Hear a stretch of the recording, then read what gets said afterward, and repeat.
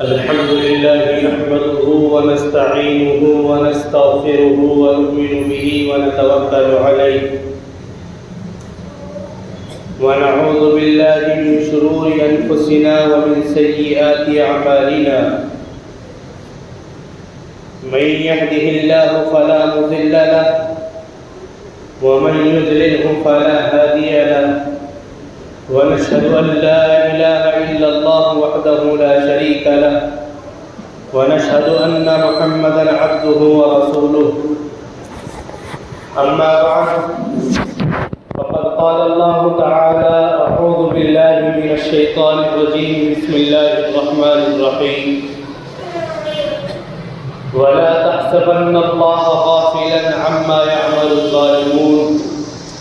إنما يؤخرهم ليوم تشخص فيه الأبصار وقال تعالى وإذ قال لقمان لابنه وهو يعظه يا بني لا تشرك بالله إن الشرك لظلم عظيم صدق الله العظيم.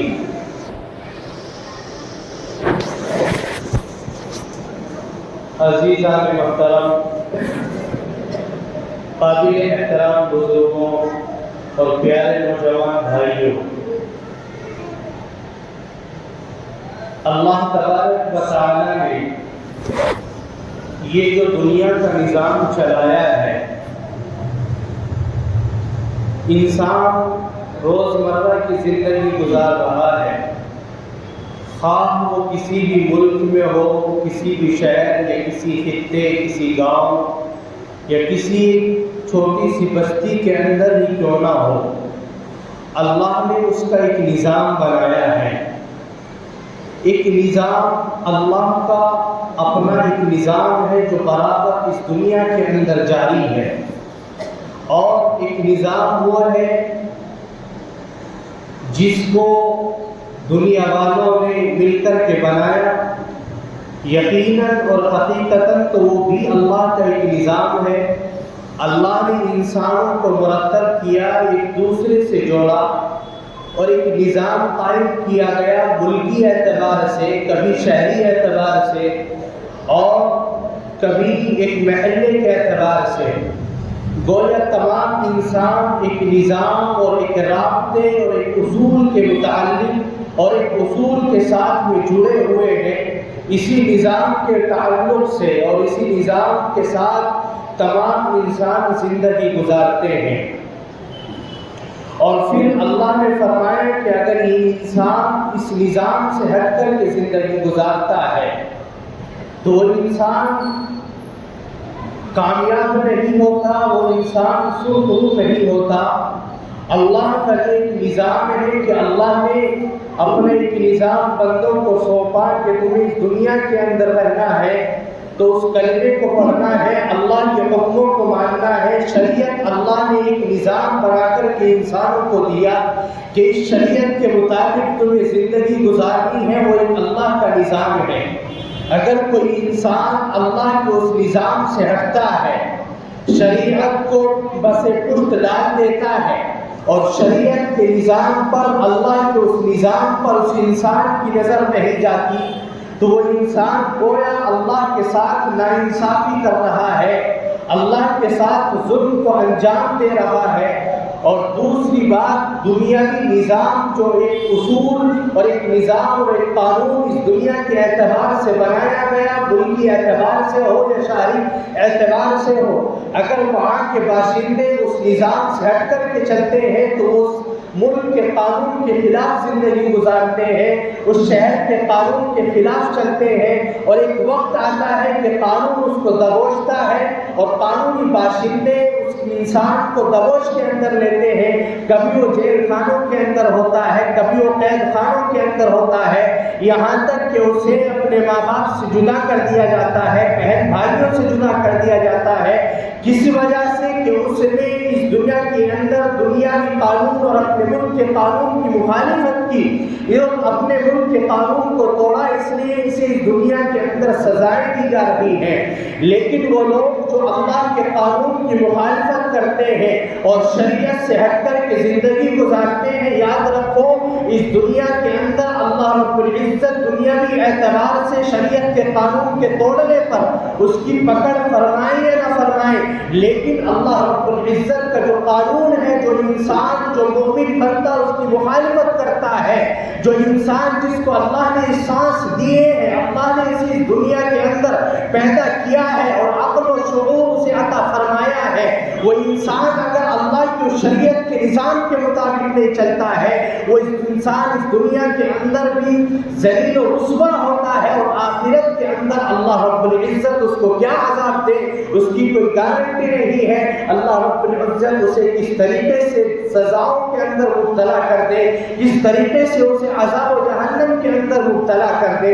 لہذا انسان اس دنیا کے اندر ان دونوں قانون کو مد نظر رکھتے ہوئے زندگی اگر گزارتا ہے تو وہ کامیاب ہے، وہ انسان عقل مند ہے، وہ انسان ذہین ہے۔ لیکن اگر اس سے صرف نظر وہ انسان زندگی گزار رہا ہے، وہ انسان تو ہے لیکن انسانیت اس کے اندر نہیں ہے، وہ انسان تو ہے لیکن ذہانت اس کے اندر نہیں ہے، وہ انسان تو ہے لیکن عقل و فطرت اس کے اندر نہیں ہے۔ لہذا ہمیں اس اللہ کے قانون کو سمجھنا ہے۔ میں نے قرآن کی ایک آیت آپ کے سامنے شروع میں پڑھی تھی، اللہ نے ارشاد فرمایا وَلَا تَحْسَبَنَّ اللَّهَ غَافِلًا عَمَّا يَعْمَلُ الظَّالِمُونَ، کہ وہ لوگ جو اس دنیا کے اندر ظلم کر رہے ہیں اور مظلوموں کو اپنا شکار بناتے ہیں، کمزوروں کے اوپر ظلم کرتے ہیں، وہ یہ نہ سمجھے کہ اللہ ان کے اس عمل سے غافل ہے۔ انما یؤخرهم لیوم تشخص فیہ الابصار،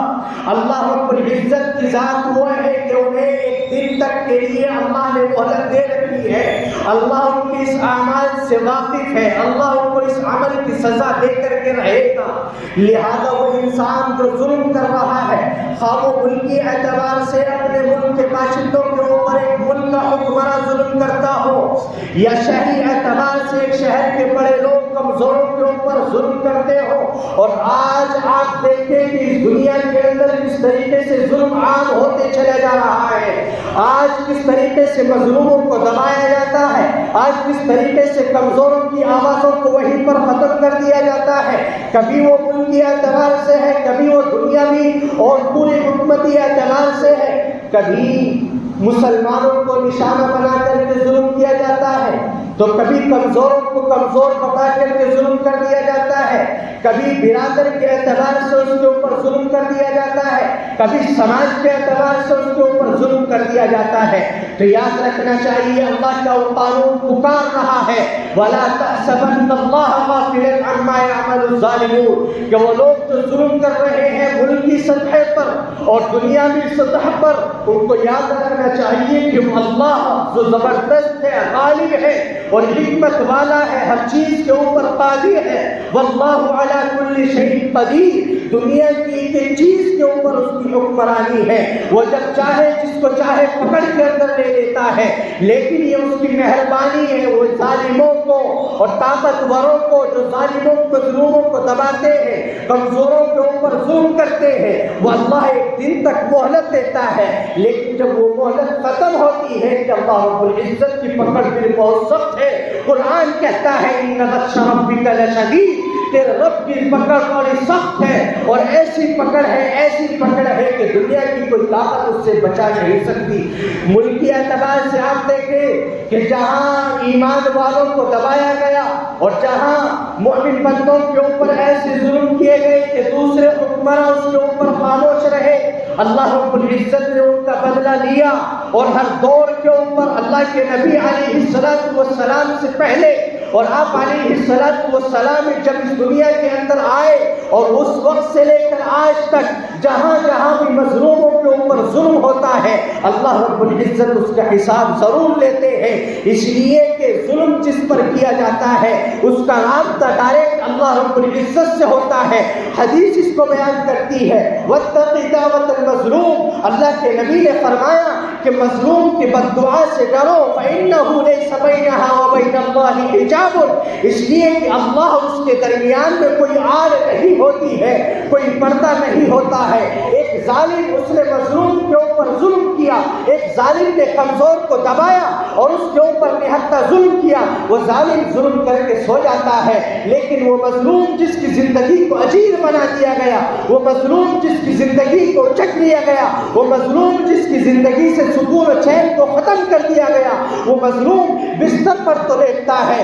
لیکن نیند اسے نہیں آتی، اس کا رابطہ اللہ سے ہوتا ہے، وہ رات کو سوتے ہوئے اس وقت میں جب ظالم چین اور سکون سے سوتا ہے، یہ مظلوم بستر پر لیٹ کر اپنے رب کو پکارتا ہے، اور اللہ کے نبی فرماتے ہیں اس مظلوم کے اور اللہ کے درمیان کوئی آڑ اور پردہ نہیں ہے۔ آڑ اور پردہ ہونے کا متعلق یعنی معنی یہ ہے کہ اللہ رب العزت کے یہاں اس کی دعا کے قبولیت کے پروانے ہوتے ہیں، اللہ رب العزت اس مظلوم کی دعا کو قبول کرتے ہیں اور اس کو سرخ روئی ملتی ہے اور وہ ظالم تباہ و برباد ہو کر کے رہتا ہے۔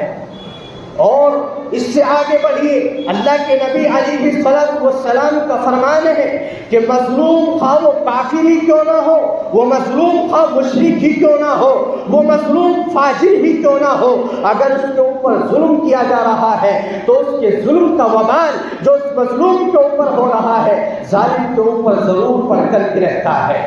اور آپ دیکھیں ظالم کو ایک وقت تک کے لیے اللہ رب العزت مہلت دیتا ہے، لیکن پھر رب کی پکڑ آتی ہے، خواہ وہ کسی بھی اعتبار سے ہو، وہ اللہ کی حکمت اور مصلحت ہوتی ہے، وہ کس طریقے سے چاہے اپنے بندوں کی پکڑ کر لے۔ اس لیے ہر ایک انسان چاہیے کہ وہ اپنے آپ کو ظلم سے بچائے، ایک بھائی بھائی پر ظلم کرنے سے بچے، ایک باپ اپنے بیٹے پر ظلم کرنے سے بچے، اور ایک حکمراں